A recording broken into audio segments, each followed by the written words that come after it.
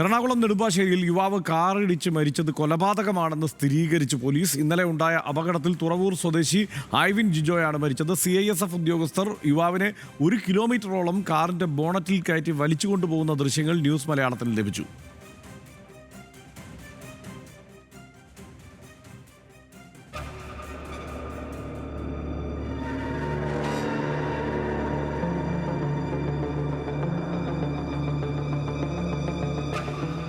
വാർത്തയുടെ വിശദാംശങ്ങളുമായി അനിൽ ജോർജ് ചേരുന്നുണ്ട്. അനിൽ, നേരത്തെ നമ്മൾ മനസ്സിലാക്കിയിരുന്നത് അനുസരിച്ച് 2 പോലീസ് ഉദ്യോഗസ്ഥരാണ്, CISFന്റെ ഉദ്യോഗസ്ഥരാണ് ഇപ്പോൾ പിടിയിലായിരിക്കുന്നത് എന്നാണ്.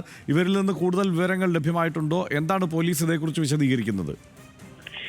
Harshan, CISF SI Vinaykumar, constable Mohan എന്നിവരാണ് ഈ സംഭവവുമായി ബന്ധപ്പെട്ട് പോലീസ് കസ്റ്റഡിയിലുള്ളത്. ഇതിൽ ഒരാൾ ആശുപത്രിയിലാണ്. അയാൾക്ക് നാട്ടുകാരുടെ കയ്യിൽ നിന്ന് മർദ്ദനമേറ്റിരുന്നു. ഇന്നലെ രാത്രി 10 മണിക്ക് ശേഷമാണ് സംഭവം ഉണ്ടാകുന്നത്. നെടുമ്പാശ്ശേരി ഭാഗത്ത് വെച്ച് 2 കാറുകൾ തമ്മിൽ കൂട്ടിയിടിച്ച് അതിൽ ഒന്ന് ഈ ഐവിൻ ജിജോ സഞ്ചരിച്ചിരുന്ന കാറാണ്, മറ്റൊന്ന് ഈ CISF ഉദ്യോഗസ്ഥർ സഞ്ചരിച്ചിരുന്ന കാറുമാണ്. ഇത് തമ്മിൽ കൂട്ടി ഉരസി. ഇതിനെ തുടർന്ന് തർക്കമുണ്ടായി, റോഡിൽ തർക്കമുണ്ടായി. പക്ഷേ ഈ CISF ഉദ്യോഗസ്ഥർ അതിന്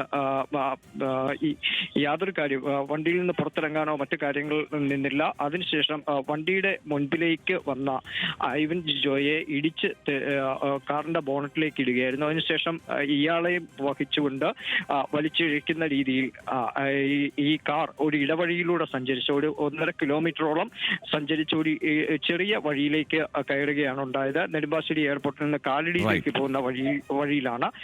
അവിടെ എത്തി ഒരു മതിൽക്കെട്ടിനോട് ചേർന്ന് ഇയാളെ ഇടിച്ച് വീണ്ടും താഴേക്ക് ഇടുകയായിരുന്നു. ഉടൻ നാട്ടുകാർ ഓടിക്കൂടുകയും ചെയ്തു. ഇത് ആദ്യം ഇവിടെ നടന്ന അപകടമാണ് എന്നാണ് നാട്ടുകാർ ആദ്യം വിചാരിച്ചത്. പക്ഷേ പിന്നീട് ഇത് വലിച്ചു കൊണ്ടുവന്നതാണ് എന്ന നിലയിലേക്ക് കാര്യങ്ങൾ എത്തുകയും ചെയ്തു. നാട്ടുകാർ ആശുപത്രിയിൽ എത്തിച്ചെങ്കിലും ഐവൻ ജിജോ മരണപ്പെടുകയും ചെയ്തു. ഇതിൽ ഒരു CISF ഉദ്യോഗസ്ഥൻ ഇന്നലെ തന്നെ ഓടി രക്ഷപ്പെട്ടു. പിന്നീട് ഇയാൾ ഡ്യൂട്ടിക്ക് കയറുകയും ചെയ്തു. ഇയാളെ പിന്നീട് നെടുമ്പാശ്ശേരിയിൽ ജോലി ചെയ്യുന്നതിനിടെയാണ് പോലീസ് അറസ്റ്റ് ചെയ്യുന്നത്. 2 CISF ഉദ്യോഗസ്ഥരും ഇപ്പോൾ പോലീസിന്റെ കസ്റ്റഡിയിലാണ് എന്നതാണ് വിവരം. അനിൽ ജോർജാണ് വിവരങ്ങൾ നൽകിയത്.